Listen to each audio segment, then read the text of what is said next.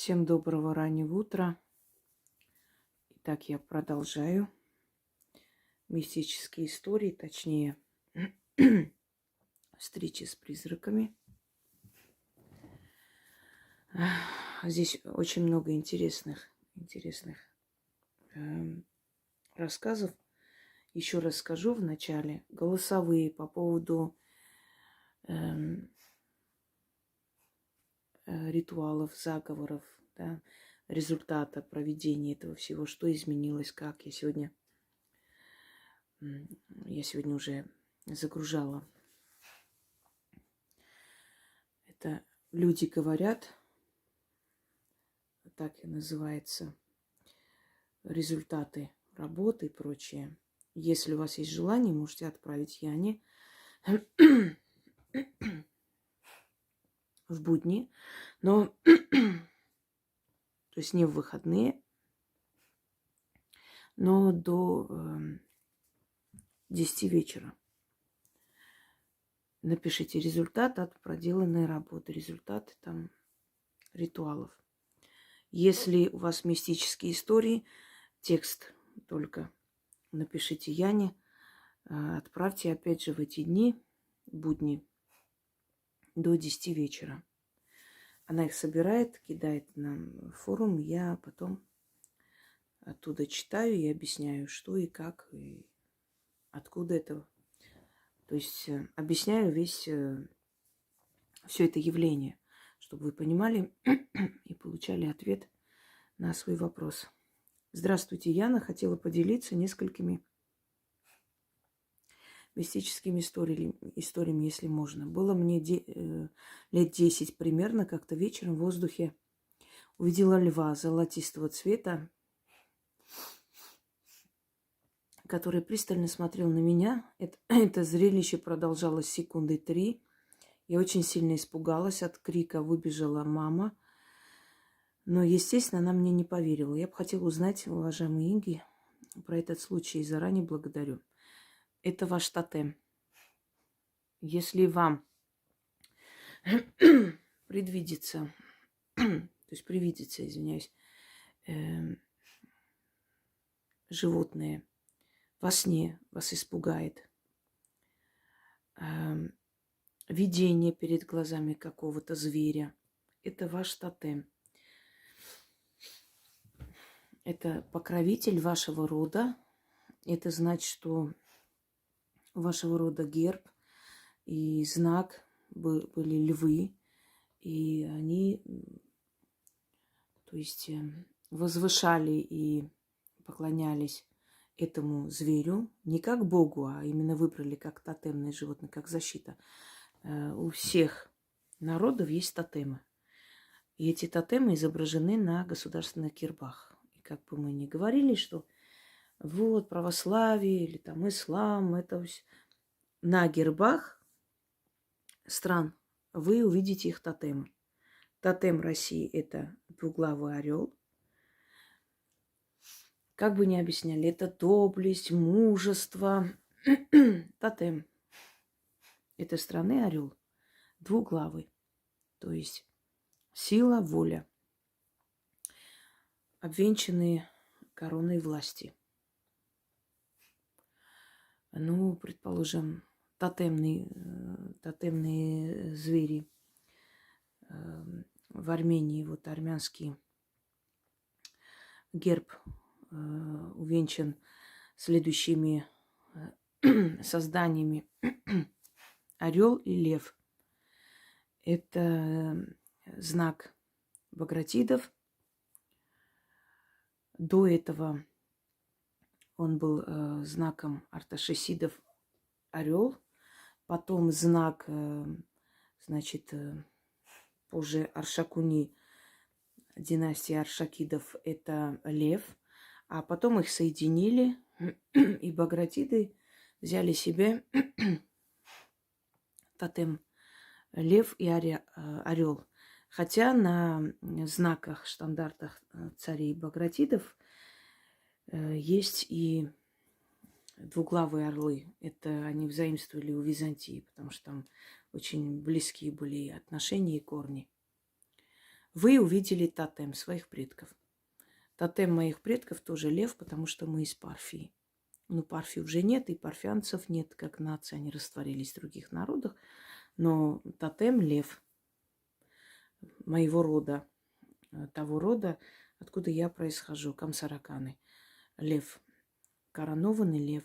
Вот у вас, значит, тотемный зверь вашего рода – это лев.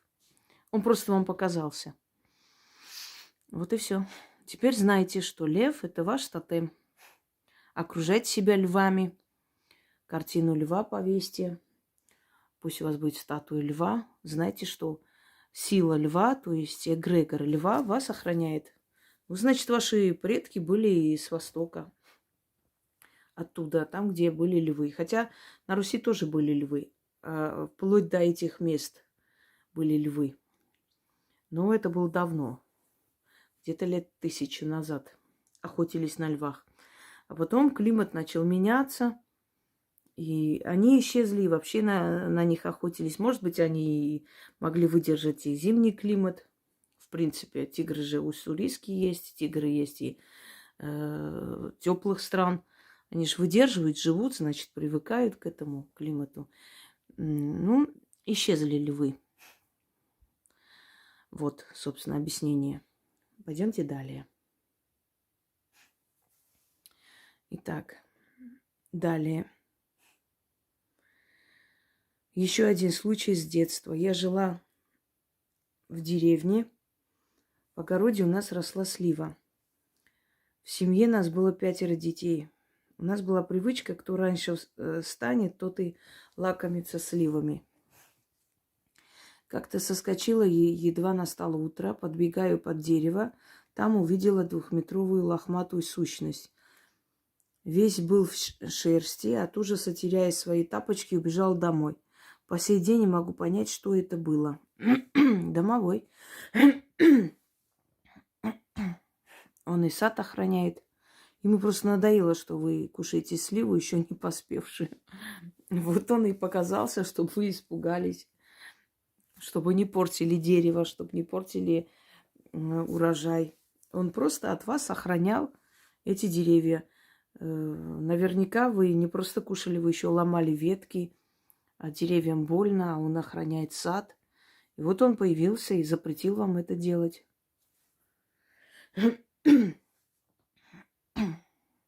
Следующий случай был в том году. Убирала на кладбище могилу родственника, мое внимание привлекло безымянная могила. Я решила поправить цветы, которые небрежно лежали. Вдруг какая-то сила меня схватила. Ощущение, будто током ударило. Я от боли и ужаса соскочила прочь. Что это могло быть? Заранее благодарю.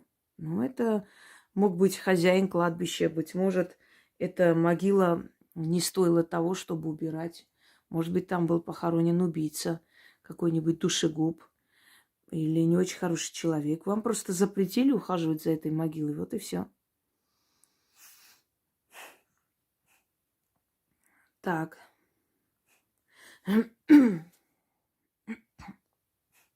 Другой случай. Мое посещение к знахарке. Это кофе, извиняюсь. По совету моей подруги я посетила одну женщину, которая позиционировала себя знающей. По ее словам, у меня сильная некросвязь с мертвыми. Это было специально наведено. В свою очередь она почитала какие-то заговоры, прошла свечкой, потом сказала: я призываю тебя ангелов-хранителей, которые будут тебя оберегать. Через некоторое время ко мне начали приходить 2 молодых парней. Они были одеты в длинные рясы. В одном случае передо мной положили 2 книги. Одна была в красном переплете, другая в черном. Один из них говорит: выбери книгу. Это происходило как в тумане. Я взяла красную.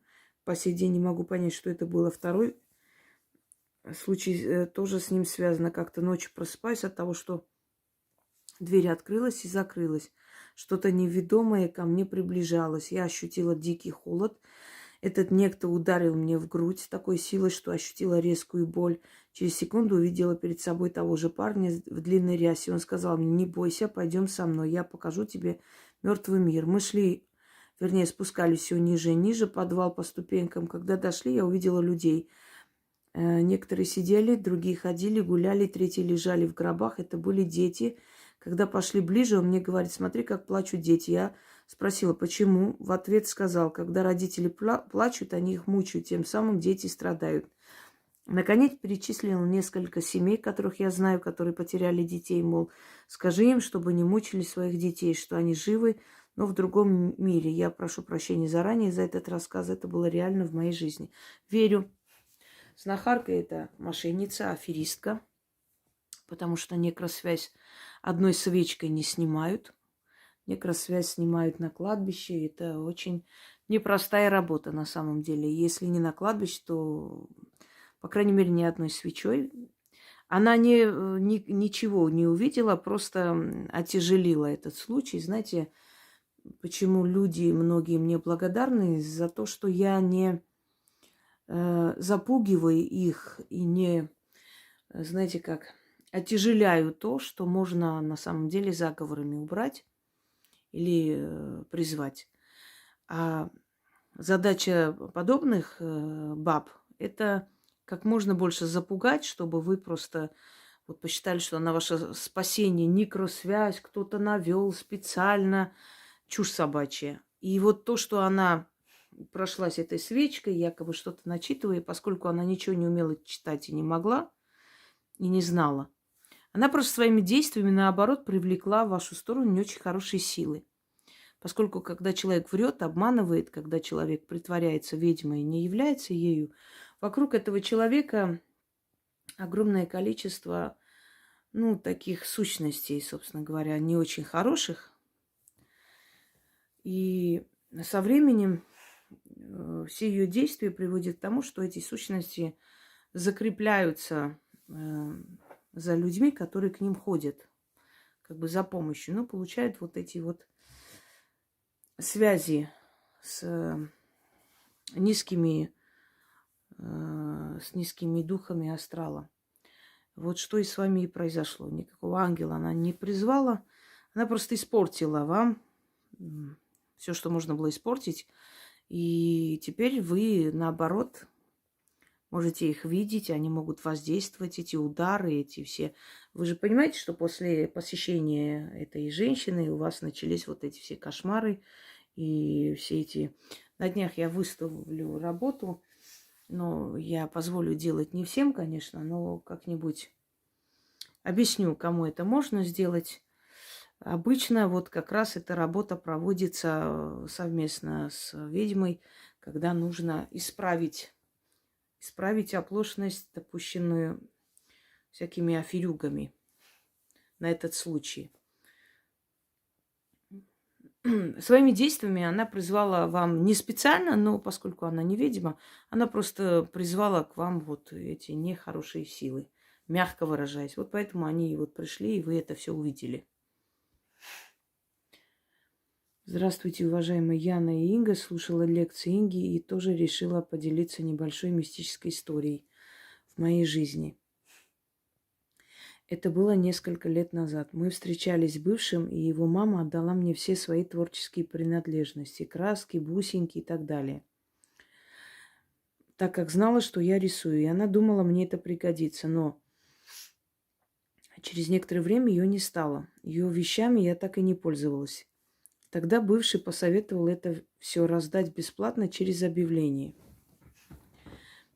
Проблемы начались, когда я раскладывала все ее вещи, чтобы сфотографировать. Сначала телефон выключался, потом к компьютеру подключиться не могла, и фотографии не загружались. И когда я уже написала объявление, оставалось нажать кнопку «Опубликовать», я услышала грохот в другой комнате. Дома я была одна. От страха вскочила и почему-то громко сказала: «Это мой дом». Пошла проверить и увидела, как из шкафа вылетели все вещи бывшего, которые лежали глубоко у стенки. И, минуя стопки другой одежды, как-то перекинулись и выпали на пол. Я подумала, что это сделала его ушедшая мама, чтобы я ее вещи отдала ее сыну, чтобы он сам ими распоряжался. Может, Я все себе придумала, но именно так я и поступила. Через год, в тот день, когда ее не стало и моего деда. Может, совпадение и так далее. Ну, вообще, когда из семьи уходит один, потом уходит дальше. Или кошка, или собака, или еще кто-то, кто уже старый и может уйти. Но поскольку вы жили вместе, очень может быть, что из вашей общей семьи друг за другом ушли люди. Почему она так поступила?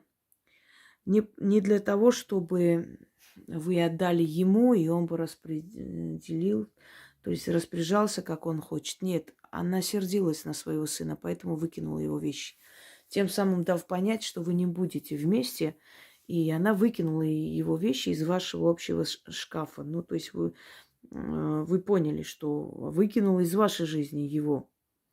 Она обиделась на сына за то, что он предложил это раздать или отдать. Вообще, если человек вам что-то подарил, даже если он умер, это не имеет значения.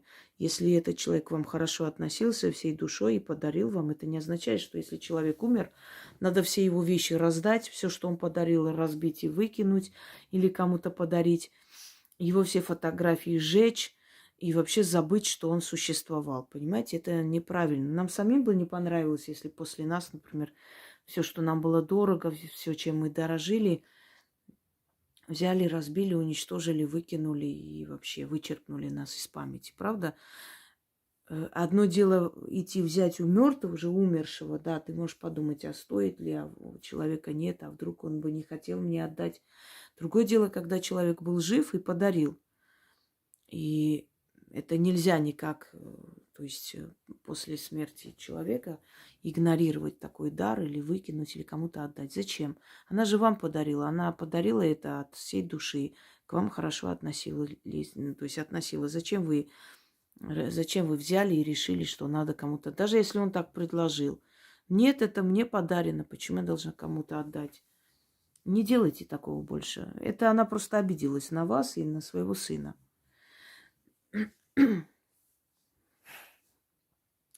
Здравствуйте, уважаемые Яна и Инга. Хочу рассказать свою мистическую историю. Год назад, 6 января, мы были в гостях у моей мамы. Когда подходили к подъезду, в ноги бросился кот. Он как будто именно нас ждал, мяукал громко, смотрел в глаза.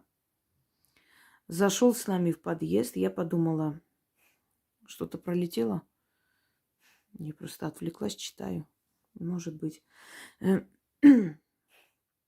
Зашел с нами в подъезд, я думала, кому-то в квартиру. Хотела позвонить в дверь, но он бежал за нами и остановился около квартиры родителей. Замученный, худой, одни глаза огромные, грустные, словно в душу смотрят. Мы накормили его, а он ест, мяукает, глазам не смотрит. Я решила забрать его. Отмыли его, купили все, что надо, и домой поехали. У нас дочке на тот момент было 2 года. Он ни разу ее не поцарапал, не покусал, хотя дочь иногда очень старалась.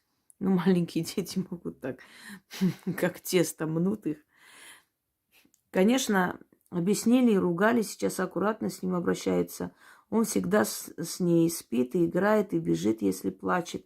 А если дочь у мамы оставляем, то он словно котенка ищет, ходит по дому, мяукает, заглядывает к нам в глаза. Но суть рассказа в том, что когда появился кот, у квартиры появилась душа. Полное ощущение присутствия кого-то в квартире. Дочь видит иногда дядю, здоровается, конфетами угощает, говорит, что он хороший. Иногда что-то гремит, кот очень спокойный. Но иногда бывает, что носится, словно играет с кем-то. Когда кладу угощение домовому, кот летит с другого конца квартиры и залазит в уголок домового. Пару минут посидит и уходит. Вы говорили, что нельзя котам подходить к угощению. Я его прогнала, а потом поняла, что это не просто так, какая-то связь есть. Он ничего не трогает, даже молоко домового не пьет, а просто сидит и уходит. Хотелось бы узнать ваше мнение. Это домовой к нам пришел вместе с котом или какой-то дух? Стоит ли его бояться? Вижу явную связь с котом, и что он именно к дочке пришел. Страха не чувствую, и нас никто не пугает. Вот послушайте меня. Я уже говорила, что не все животные, которые появляются в нашей жизни, на самом деле это животные четвероногие. Бывают моменты в жизни, когда появляются Знаете как? Духом легче пользоваться энергией животных, вселяться в них и через них прийти к нам в жизнь. Не все то, что кажется, таким является. То есть вам кажется, что это кот, а на самом деле вместе с этим котом пришло некто. И почему именно к вашей дочке, почему вашу дочку любит и очень терпимо относится, значит, охраняет ее. Значит, что-то такое знает судьба. И именно поэтому пришел в вашу жизнь вот этот кот, который привел с собой вот этого стражника, который хороший дядя, который не обижает, потому что он не страшный. Видимо, он показывается в красивом таком виде и не пугает ребенка. Это стражник, который пришел с этим котом вместе в вашу жизнь. Его как специально привели. Бывает в вашей жизни ситуации, вообще, кто слышит эти рассказы, наверняка знает, что такой очень тяжелый период в жизни, кредиты, долги, муж бросил, еще что-нибудь, тяжело с работы, и вдруг там вот встречает собачку маленькую, худую, такую бедную, больную, думает, ну куда я тебя, и так еле живу, и детей еле обеспечиваю. Ну вот сердце не выдержало, не может пройти мимо, взяла эту собаку домой. И началось. Начались эти кредиты закрываться, предложили лучшую работу, повысили по должности, встретила мужчину, он стал ей помогать, полюбил ее, женился на ней. Понимаете, вот появилась эта собака, вот эта худая, бедная собака, и человек думает, ну куда, как мне, что мне делать? Это выражение не очень люблю, просто так выражаются женщины безалаберно, которые рожают, не думая о последствиях. Но в других, как бы, опять кто-то пролетел, да? Я просто в экран смотрю сюда, читаю. Ну ладно, потом проверю. И это подтверждение моих слов, они тут летают. Значит, а в других случаях это подходит. Дали зайку, дадут и лужайку. Вот не бойтесь брать живых существ, лечить, пристраивать, оставлять у себя. Поверьте мне, они не просто так появляются. И появляются они в самые тяжелые моменты жизни, когда у вас такое отчаяние, вы не знаете, что делать, как быть, в какую сторону идти. Вот нет уже сил не бороться, ничего, а они появляются. Это именно вот таким образом появляется. То есть вы можете и купить, случайно посмотреть, вот вы хотели там собаку, и увидели, прям влюбились, взяли и купили, понимаете? И тоже эта собачка может прийти на помощь, и не случайно вы именно его выбрали. Но чаще всего это животные, которые на улице встречаются, и которых вы не можете игнорировать, вы не можете оставить в беде, вы забираете их. И начинается очень хорошая полоса. То, что в вашей семье вот оживился дом, оздоровился дом, вам стало спокойно. У вас полное ощущение, что кто-то охраняет вашу семью и вашего ребенка. Появилось не случайно, значит, впереди для этого ребенка была опасность. И с появлением этого кота эта опасность ушла, потому что этот дядя играется с ним, то есть с ней, вашей дочкой, да, играется, значит, хорошо относится. Нет, если нет тревоги внутренней, я уже говорила и повторяюсь, они живут в пространстве, они будут жить независимо от того, хотим мы этого или нет. Поэтому это мы никак не помешаем им жить. Главное дружить с ними, и если у нас нет внутренней тревоги, ну и замечательно. Вот видите, у меня там, то есть на экране, сколько их летает каждый раз. И это такие же силы. Они сначала как шарообразно, но потом они могут принять любое обличие, любой вид, какой они хотят и какой им дано. То есть этот маленький шарик, он может показать себя трехметровым мужчиной, понимаете? Но они же не трогают, они же ничего плохого не делают, они же спокойно существуют со мной вместе в моем пространстве. Или я в их пространстве существую, с одной стороны. Так что главное с ними не враждовать, не лезть, не пытаться их выгнать. Если они тебе не мешают, если не агрессивные, ничего не разбивают, не ломают, нет ужаса, страха, нет звуков, нет криков, значит, они добрые духи, которые тебе не причиняют боль. Просто дело в том, что мы вот эти все мистические видео, истории и ужасы, они все связаны со злыми духами, понимаете? Поэтому как такой стереотип создался, что если в доме кто-то живет, кто-то есть, это уже плохо, это страшно. Ну, естественно, если голливудские фильмы будут сниматься про добрых духов, оно неинтересно. Ведь интереснее, когда нервы шекочет, да, что там какой-то кошмарик, что-то страшное сейчас вылезет из шкафа. Вот это намного интереснее, поэтому на это делается акцент. И создается впечатление, что если в доме есть дух, это очень плохо, страшно, надо срочно бежать к батюшке и водой окропить, еще что. Нет, живите с ними, спокойно живите. Они есть, ну и что? Иногда будут давать знать, что они здесь присутствуют, они есть. Но они же вас не гонят, они же вам не создают проблем. У вас не болеет, не умирают животные, у вас нету страха, ужаса. Нормально все. Этот кот пришел охранять вашу дочь.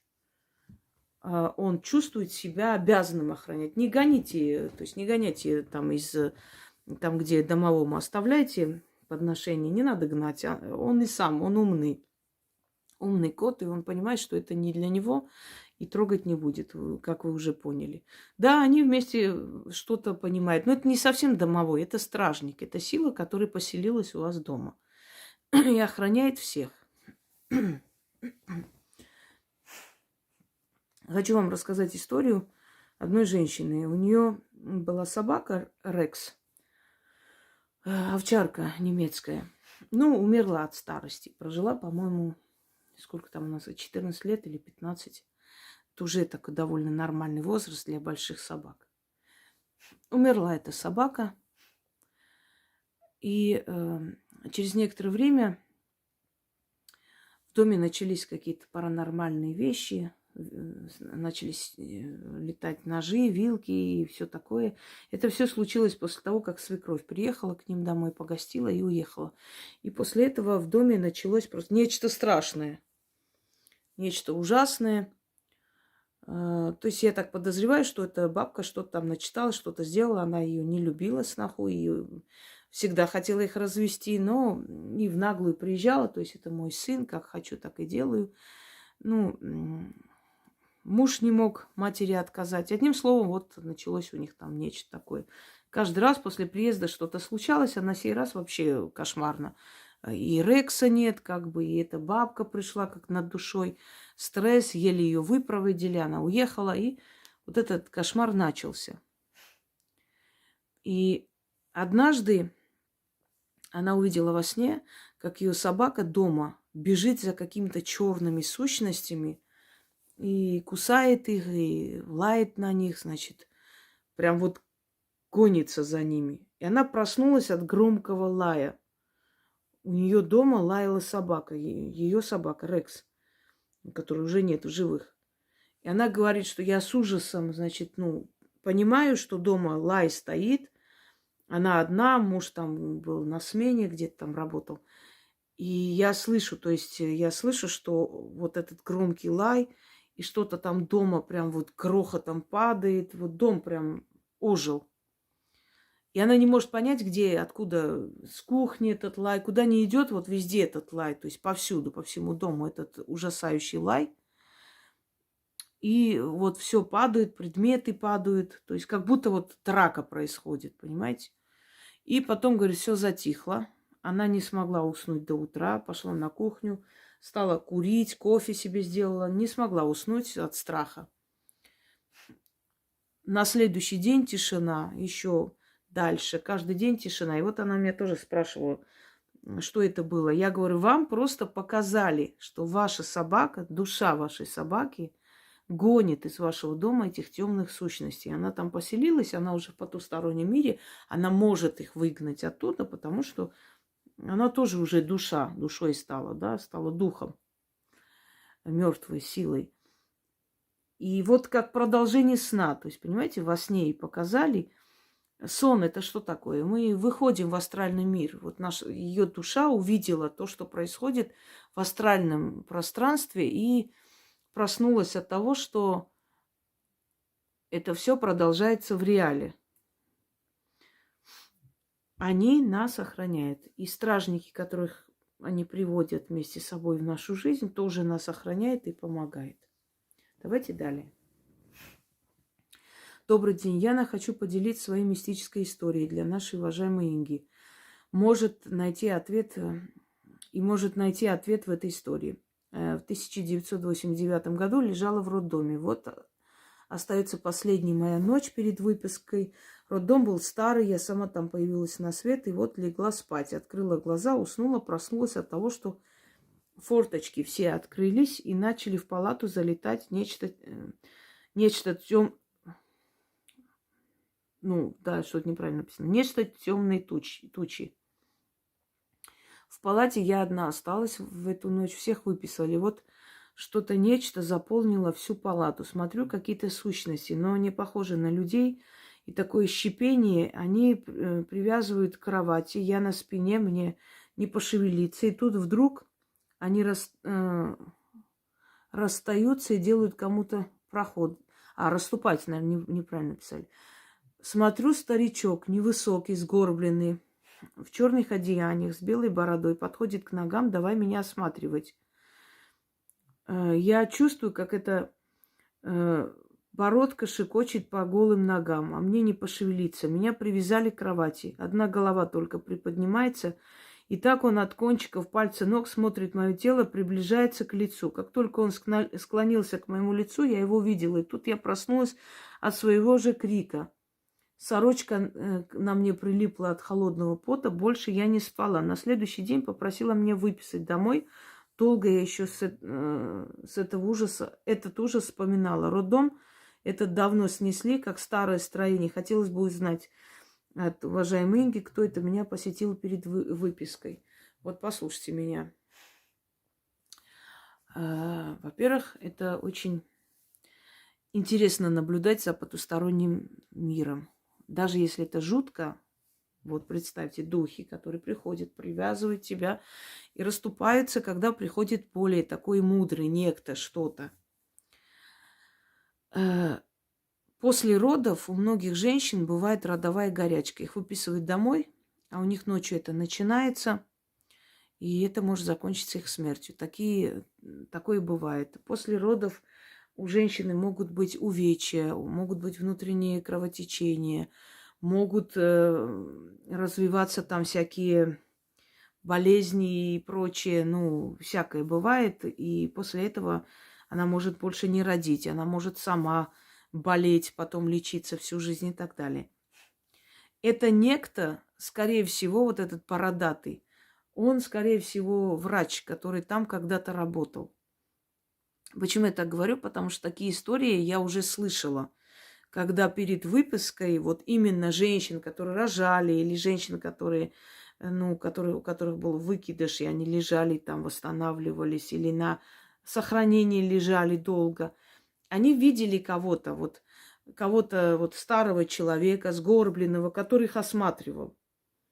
И они не могли пошевелиться. Разные сцены. У некоторых там действительно духи. Вот у вас вот как-то вообще по-другому. Они вас привязали, пришли, то есть подготовились.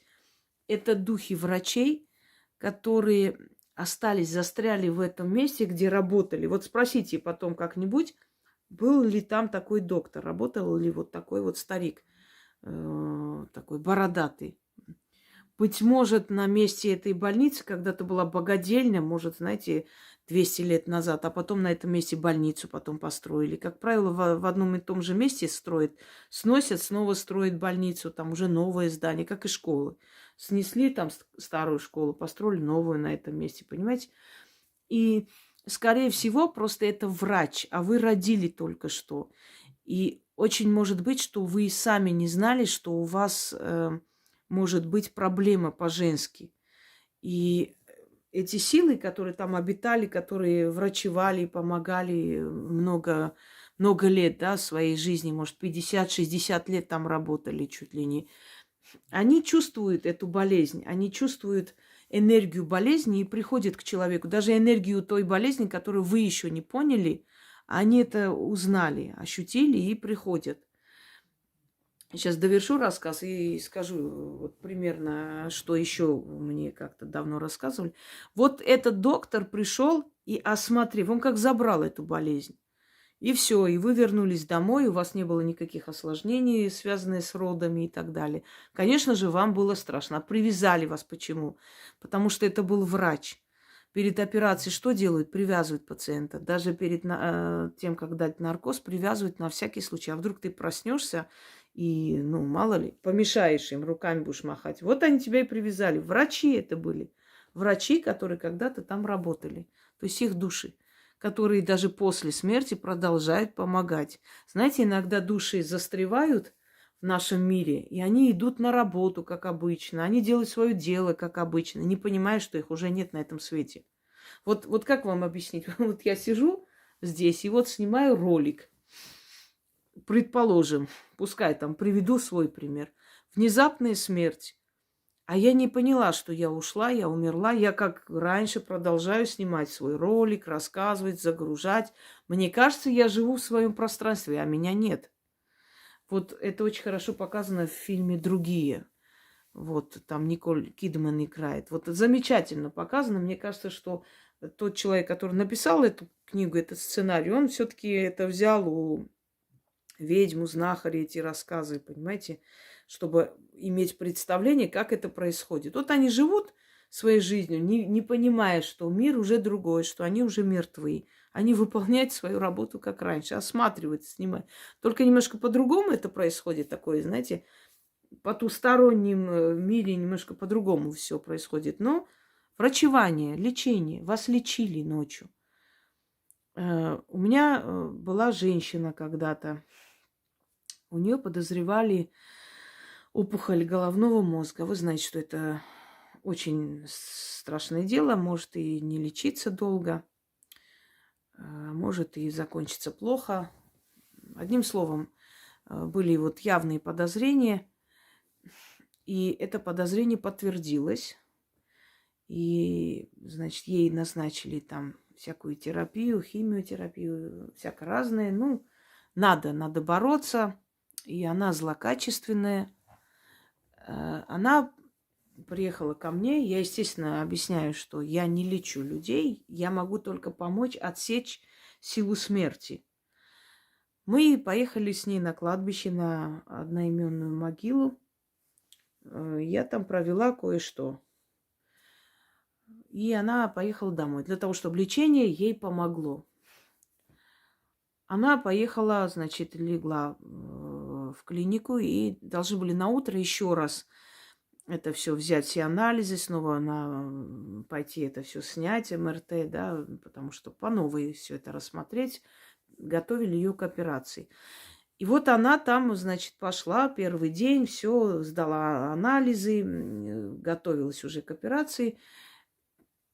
Во сне, то есть она просыпается посреди ночи, в палате она не одна, там еще женщина была рядом с ней. Но эта женщина очень крепко спала, ничего не слышала, не видела.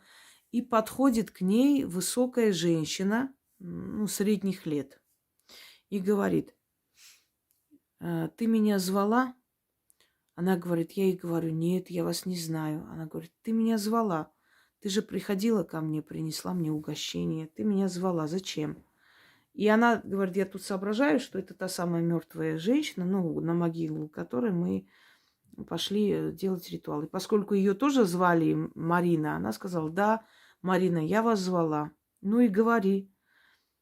Дело в том, что я болею. Она начала плакать. Она говорит, а что ты плачешь? Пришла просить о помощи? Вот ты проси, не надо плакать. Что ты хочешь от меня? Она говорит, я хочу жить. И больше ничего не сказала. Ну, хочешь жить и будешь жить. И она, значит, положила руку, ладонь ей на голову, холодную, жутко холодную руку, как она сказала, как будто прям лед из холодильника достали и прижали к голове. Значит, она так прижала и улыбнулась и говорит, терпи, терпи, надо терпеть. И после этого она закрыла глаза, провалилась в сон, все, больше ничего не было. Утром проснулась. Она говорит, очень хорошо себя чувствовала, замечательно чувствовала. Пошли на МРТ, не подтвердилось. А она в нескольких клиниках была. Врачи сказали, а как они, что они видели? У нее не подтвердилось. Понимаете, ее отпустили домой. А она готовилась уже сражаться не на жизнь, а на смерть. Так что мертвый мир вот так снимает с нас болезни, помогает, спасает и ставит на ноги.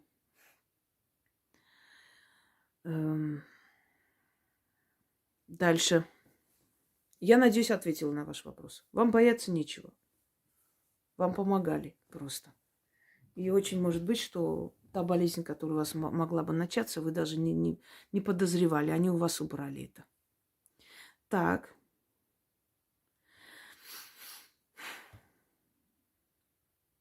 Сейчас я посмотрю.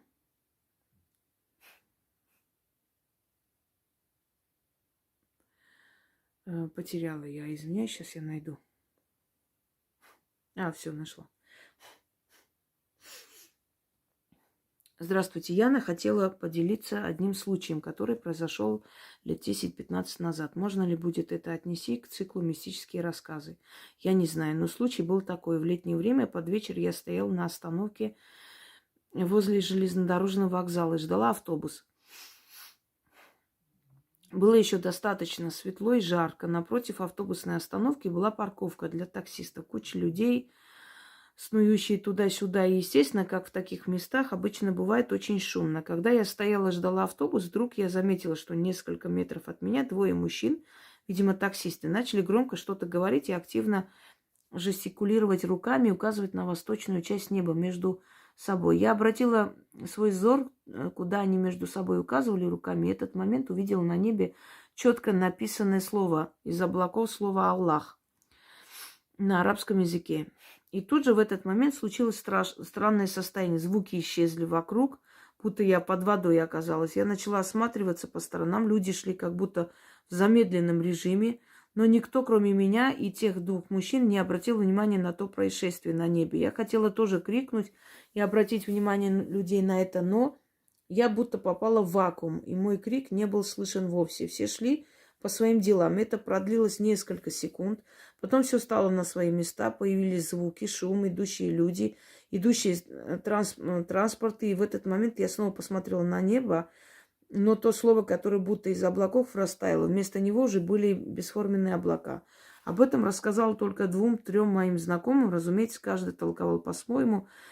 Но я по сей день гадаю, что это могло быть. Сейчас я вам скажу. Однажды я была за рулем. И вдруг, вот мы стоим в пробке, и вдруг я чувствую, что я еду назад. И, честно говоря, у меня был такой ужас, у меня прям похолодело все внутри. У меня было такое ощущение, что я еду назад, что все рядом замедленное, что нахожусь в аквариуме, какие-то шумы в голове. Знаете, вот как обморочное состояние, когда человек, как плохо становится, все начинает жужжать, как в самолете, прям все закладывает уши, все вот такой вот вакуум тебя закрывает. И я понимаю, что если я сейчас поеду назад, я, ударю чью-то машину, а может и убью. И у меня такой ужас, страх прям пронизывающий, как током меня ударило. Это продлилось буквально несколько секунд. Я очнулась, все нормально, все стоят на местах, никто не сигналит, я никуда не еду. И мы поехали.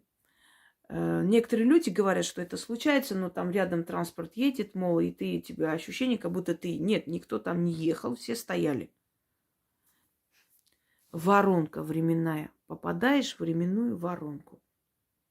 И сам не понимая того, как дежавю, например. Вот раз, я здесь была, я это помню. Это уже было в моей жизни.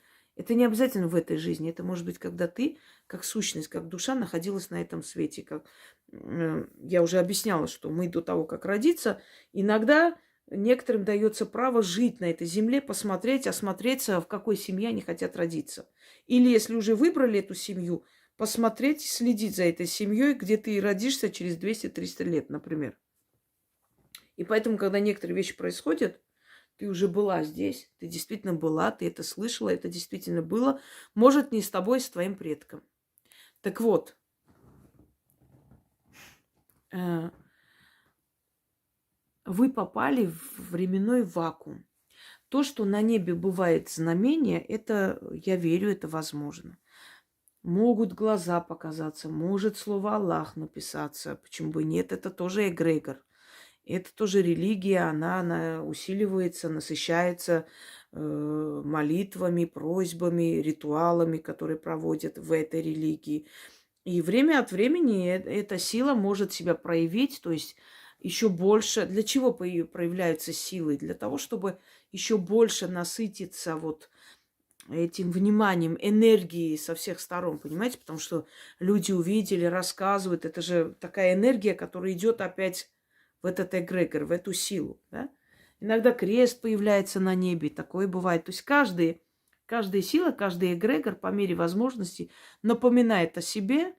Это как, ну, если грубо сказать, рекламирует, да, не дают забыть о себе. Вы когда посмотрели на это, вот это вот потрясение, то, что вы испытали, потому что вы действительно реально увидели это слово на арабском, и вы вот в этом состоянии попали в эту временную вот это вот круговорот, вот отрезок такой, где время протекает по-другому, медленно, поэтому все вот, знаете, как все стало замедленно, как в кино перед глазами идти. Вы попали в этот вот временной вот круговорот. Измерение другое попали. Почему? Вот смотрите, обычно, когда человек в сильном стрессе, он может видеть духа. Когда человек в потрясении, он может видеть что-то такое потустороннее. Да? Может в зеркале посмотреть на себя, увидеть свое лицо совсем другим. Потрясение, оно... как вам сказать, мы во время потрясения, мы как бы выскакиваем из своего тела. Вот наша душа, вот это вот жуткое состояние потрясения, мы немного поднимаемся над телом и попадаем в эту воронку времени. Мы попадаем между мире, вот это пограничное состояние называется. То есть вот смотрите, вот перед глазами у человека происходит авария. И он в этом ужасе, он видит другой мир, понимаете? У него перед глазами какие-то искры летают, что-то такое происходит непонятное. То есть вы оказываетесь в другом измерении, вы не можете понять, что произошло. Потом начинает тебя трясти, приди в себя, что с тобой случилось, а ты даже не знаешь, что сказать. А что такое, а чего, а что это сейчас было? То есть ты не веришь своим глазам, что ты это увидела. То же самое. Временная воронка. Это опасно, с одной стороны, потому что человек, попав в такую временную воронку, вот почему люди, например, гибнут, вот летит поезд, а человек стоит, не может понять, что ему делать. Вот ему бы просто один шаг сделать, прыгнуть вперед, и он спасен. Или он переходил дорогу в том месте, где не надо, и вдруг летит фура на него. И он смотрит, глаза расширились, стоит вот такой прикованный. Говорят, вот, ну, смерть пришла, время пришло, он уже и умер. То есть он себя не защитил и не смог уйти. А на самом деле он попал в эту временную воронку. От стресса, от ужаса. У него все в замедленном, понимаете, показывается. Он видит этот грузовик, который медленно приближается, а он на самом деле летит на него. И секунда его не станет. И потом люди говорят, да что ж такое, неужели ты не мог там пару секунд, ты мог себя спасти, почему он не прыгнул? Вот случилось вот это. Его вот затормозили все, что вокруг него, и он увидел мир совсем другими глазами, а в настоящем измерении, в нашем мире это все произошло за доли секунды. Вот что это означает. Оно не так опасно, если вы просто стоите на остановке. И очень опасно, если вы стоите на рельсах, и вам кажется, что поезд еще будет ехать полчаса. Понимаете, о чем речь? А он проедет полсекунды, и все. Воронка временная. Излом называется. Такое могут увидеть люди, когда у них сильный стресс. Так. А стресс это не обязательно, что у тебя кошелек украли. Стресс может быть и от неожиданного вот увиденного, знаете. Стресс может быть, я вам скажу, у меня был такой стресс, когда во время лекции в институте девушка вот летают и летают. ну ладно, пускай.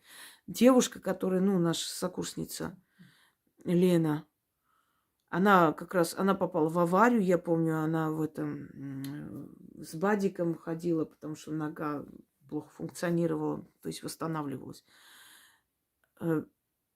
Сидела она передо мной и, ну, спиной сидела, естественно. Я пишу, что-то пишу, поднимаю глаза, я вижу, что она на меня смотрит. Я ничего не поняла. У нее лицо сзади головы. Она смотрит на меня. Меня прям затрясло, и я тоже в это жужжание попала и увидела, как наш преподавательница что-то говорит, объясняя руку под ней. Еще подумала, что она так долго поднимает руку, как будто танцует. Знаете, а на самом деле она просто показывала рукой на карту, объясняла там Древний Египет от сих до сих был и так далее. А я вижу, как будто она руку вот так. Я еще подумала, никогда не думала, что она танцует еще.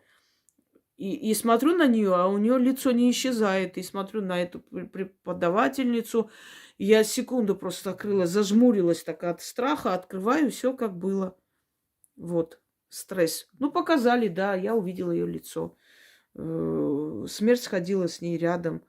Надеюсь, она жива. Потому что она несколько раз, пока мы учились, попадала в аварии. Вот эта смерть, которая рядом с ней, она принимала ее обличие, и я увидела это. Понимаете? Вот стресс. От ужаса, от страха, неожиданности. Тоже стресс. Так, что там еще? Здравствуйте, Яна и Инга. Хотелось бы поделиться моей встречей с призраками. Таких было несколько, особенно в детстве. Но все четко запечатлелось у меня в памяти. Когда мне было 3 года, я проснулась ночью, увидела стоящего передо мной высокого голову мужчину в бледно-серой кожей. С бледно-серой кожей, худого, с белыми глазами. Вместо зрачков и волосы у него стояли, как будто током ударило. Он стоял на стуле передо мной, перед моей кроваткой. Проснулись родители от моего плача, включили свет, и он пропал. Вскоре после этого случая я сильно заболела. Больница была как второй дом для меня. Родители развелись, и мы с мамой уехали жить в другой город, на юг. А отец вследствие молодым умер. Это, скорее всего, кто-то наслал на вашу семью. И эта сущность, мертвая сущность, она пришла и просто и вам болезни принесла, и родителям принесла развод. Это сущность, да, принес этот дух мужчины. Это насланное. Если такое случается, и после этого обязательно начинается беда, это значит, кто-то наслал.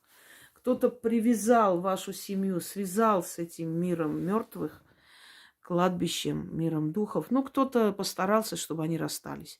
Но, видимо, переусердствовали, и отец умер. Скорее всего, это бабушка ваша. Часто бывает, что когда насылают на сноху и на внучку смерть, а это бывает, потом умирает сын, потому что он слабое звено в семье, и он умирает. Ну, женщину я с дочкой отчитывала тоже. Алена ее зовут, да, и, если не ошибаюсь, из нашего соседнего государства, не буду говорить. Я же говорю, что там тоже есть очень много хороших, адекватных людей. К сожалению, мне очень жаль, что им приходится страдать. Я совершенно не радуюсь их беде. Как бы ни пытались меня там обрисовать, как, не знаю, какую-то тварь бессердечную. Нет. Я многим оттуда помогла и помогаю до сих пор. Так вот, там бабушка делала, и она болела, умирала уже. Даже пришла, сказала, когда же ты уже сдохнешь? Представляете? Так вот, когда я сняла с нее, бабка эта сдохла сама через полгода где-то. То есть перестарались люди и развели вас, она смогла это сделать, добилась своего. Но вместо вас умер ее сын. А вы просто болезнями отделались и разводом. Это первое. Это имеется в виду вашего отца. Еще была скрюченная бабуля с палкой, которая заходила в комнату посреди бела дня и начинала меня кусать и щипать. Появлялись новые болячки после этого. Мама это все помнит тоже. В общем, замучили они меня до такой степени, что в 4 годика говорил, что не хочу жить. И это постоянное ощущение, как будто кто-то рядом наблюдает, смотрит за спины, читает мысли, смотрит на меня, когда ложусь спать, закрываю глаза. Возрастом это ушло. Или просто привыкла, что я не одна. Хотелось бы услышать об этом, что скажет Инга. Моя жизнь изменилась. Спасибо, что год назад узнала такого человека, как вы. Благодаря вашим работам и лекциям, Ирина. Очень приятно, спасибо. Ира, вот вы опередили меня. Я вам сказала, что это, скорее всего, наслан. И вот это щипание, кусание, это дух болезни, который был наслан. То есть это все вот в комплексе, это порча, сделанная на семью, чтобы вы расстались, чтобы вам было плохо, чтобы вы болели, чтобы мама болела. Ну, больше всего взяли вы на себя и ваш отец, потому что вы генетически к ним близки. Вот вы и взяли больше, чем мама ваша. Вы замучились, и папа ваш в итоге погиб. Это проделки из семьи вашего отца. Ну, люди, когда у них, знаете, злость накрывает с головой, они совесть как бы умирает, совесть дрыхнет крепким сном, и они идут на такие подлые шаги. Все это возвращается, конечно, потом. Но кому от этого легче? Папу вашего не вернешь, и семью не склеишь обратно, и ваши страдания не забыть вам, то, что вы прошли, правильно? Здравствуйте, Яна. Хотела поделиться историей на тему встречи с призраками. Произошло это с моей бабушкой, матерью отца. Ей было 8 лет, когда умерла ее мать от брюшного тифа. И бабушка осталась с отцом и с младшими братом и сестренкой. Было очень трудно в те времена. Ее отец женился на молодой женщине. Мачеха не любила их и всячески издевалась над ними. Бабушка всегда плакала, звала свою маму. Однажды, когда она сидела, плакала на речке, ее услышала соседка и сказала ей: не плачь, а то ведь мать действительно придет и заберет тебя. Бабушка все равно плакала. И как-то вечером, когда она лежала на печке, пришла ее покойная мать и встала перед ней. Бабушка напугалась и накрылась одеялом с головой. Потом, когда она вылезла из-под одеяла, матери уже не было. Бабушка в тот же день побежала к соседке рассказать, что мать приходила. Та запричитала и посоветовала ей рассказать все это в туалете. Она сказала, что это не мать была, а черт, не помню уже как именно. Но она отводила покойную мать, и та больше не приходила. Сейчас уже моей бабушки нет на свете, но снится мне часто. Почему черт именно? Почему вот этот страх перед духом? Ведь она звала свою мать. И очень часто сироты, которые зовут своих покойных родителей, те к ним приходят на помощь, понимаете? Потому что видят их мучения. Не надо обязательно это приписывать каким-то чертям и так далее. Она услышала и пришла. Просто ребенок испугался, потому что, ребенок и есть. В нашей небольшой деревеньке происходило много чего интересного, мистического. Я была тогда ребенком. И часто жила у бабушки ее соседка. Рассказывала, что к ней покойный муж приходил. Мне тогда было не страшно слушать их рассказы. Я ничего не понимала, но было очень интересно. И случай, как волки растерзали на остановке мужчину. Он успел сына закинуть на крышу остановки, а сам не смог залезть. Произошел у нас в деревне. Мне бабушка рассказывала про этот случай еще в детстве. Вы знаете, таких случаев просто было, к сожалению, немало. Поэтому то, что волки когда-то растерзали женщину, которая успела сына закинуть на крышу остановки, очень может быть, что и это тоже случилось. То есть это не ошибочная там информация, а именно могла и женщина быть растерзанная волками, и мужчина. Ой, это страшная смерть, конечно, ужасающая смерть, правда. Вот эта собачка у нас маленькая, кусака, зубки чешутся и вот кусает нас за пальчики. Иногда очень больно, хотя он маленький. Я просто представляю, когда здоровый зверь это делает, это, мне кажется, страшные боли. Ой, ужасно это все. Надеюсь, что этот человек там на том свете обрел покой. Раньше отстреливали их, популяцию контролировали, а сейчас никому ничего не надо.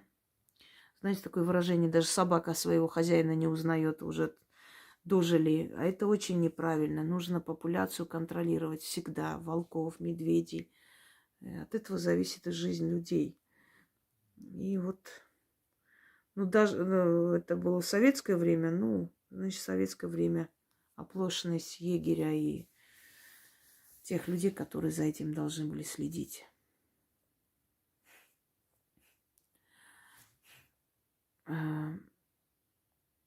Вот я отмечу, до какого СМС прочитано. И, наверное, на этом сегодня завершим, друзья мои. Естественно, я буду снимать. Вы можете отправлять свои истории. Они темы интересные, что я их объясняю вам. И, собственно говоря, если у кого-то похожая история случалась, то эти люди с помощью вот ваших рассказов и моих комментариев могут для себя прояснить, что именно они видели, что именно происходило. Что-то мои духи начали тут летать. Прям много. Вот. Посмотрим, есть еще тут. Видите, иногда проявляет активность в каком-то месте. Потом опять успокаивается. Это будет всю ночь, так что если всю ночь снимать, они всю ночь будут периодически летать. Мы уже к этому, по-моему, привыкли. Во. Подтвердили мои слова. Желаю вам всем удачи, всех благ. Сейчас у нас без 27. Пойду я, наверное, немного отдохну. И днем продолжим с вами другие полезные ритуалы. Хочу сегодня посвятить кладбищенской магии. Ну, посмотрим, насколько у меня хватит времени, сил и насколько мое состояние позволит. Всем удачи!